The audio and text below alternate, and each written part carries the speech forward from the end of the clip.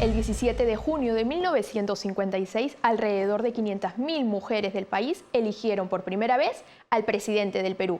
Culminaba el ochenio de Manuel Odría, quien les había reconocido un año antes el ingreso a la vida democrática, con la ley número 12391. El voto femenino ya era una realidad en casi toda Latinoamérica. En la siguiente nota de Cosette Guevara les contamos la historia de esta conquista.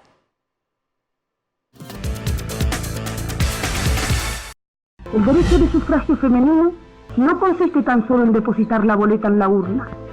Consiste esencialmente en elevar a la mujer a la categoría de verdadera orientadora de la conciencia nacional.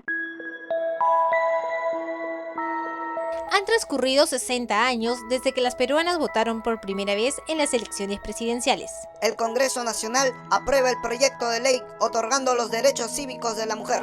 Este histórico acto fue decisivo en el avance por la igualdad de derechos en el Perú. Sin embargo, el cambio fue lento en comparación con otros países de Latinoamérica.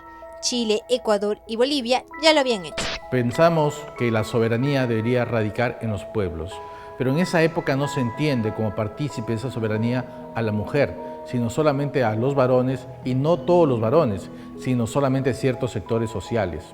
En la Asamblea Constituyente de 1931 y 1932, donde se discutió por primera vez el tema del voto femenino, los argumentos para negar el derecho del sufragio a las mujeres iban desde que no tenía la misma capacidad mental que los hombres o que eran muy sentimentales y que debían afianzar sus virtudes en el hogar.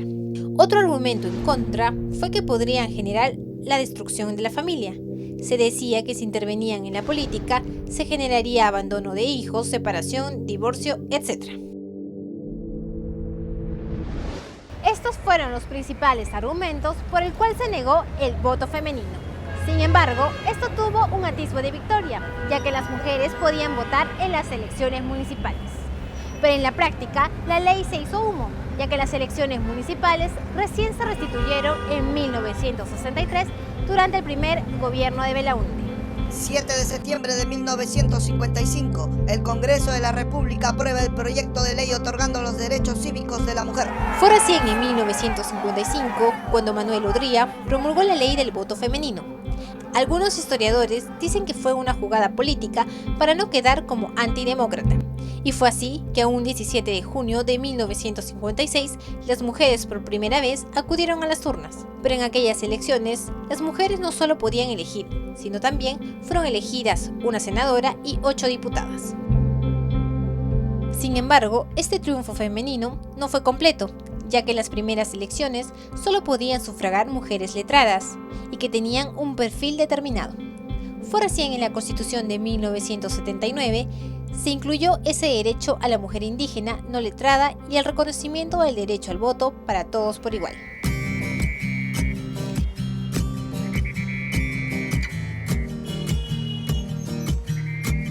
Podríamos decir que las mujeres se inclinaban a la formación académica en letras, sea en pedagogía o sea en derecho, pero en letras. Y las inquietudes legislativas de aquellas primeras parlamentarias giraban en torno a la educación, a la atención de la mujer, a los derechos de la infancia, esencialmente. Sigo cruzando ríos, andando selvas, amando el sol, cada día sigo sacando espinas de lo profundo del corazón. Mucha agua ha pasado bajo el puente desde entonces.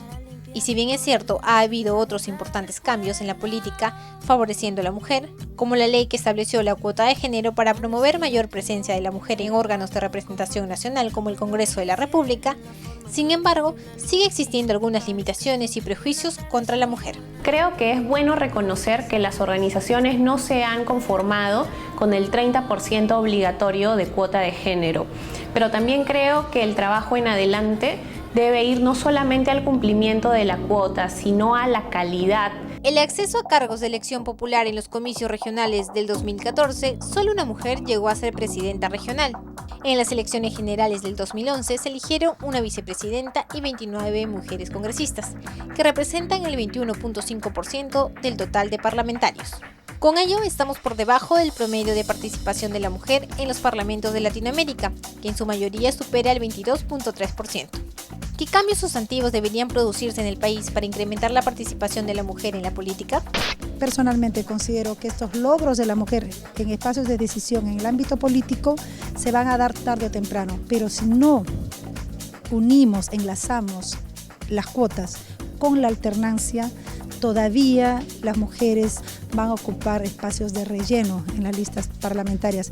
Hay que corregir el tema de alternancia, hay que mejorar el tema de cuotas y además hay que animar a la mujer a participar políticamente desde el gobierno local. La mayoría de dirigentes femeninas en los comedores populares, en los vasos de leche, son mujeres.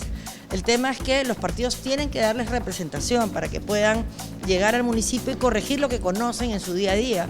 También depende del elector de poder confiar mucho más en las mujeres. Y de hecho, cuando lo hacen, cuando lo piensan, dicen, sí, mujer, porque es más transparente, es más responsable, no te viene con floros, discursos, no te suele mentir. Sin embargo, al mismo tiempo tenemos el otro lado que somos a veces muy machistas. Entonces, es poco a poco una educación que se tiene que ir dando dentro de la población.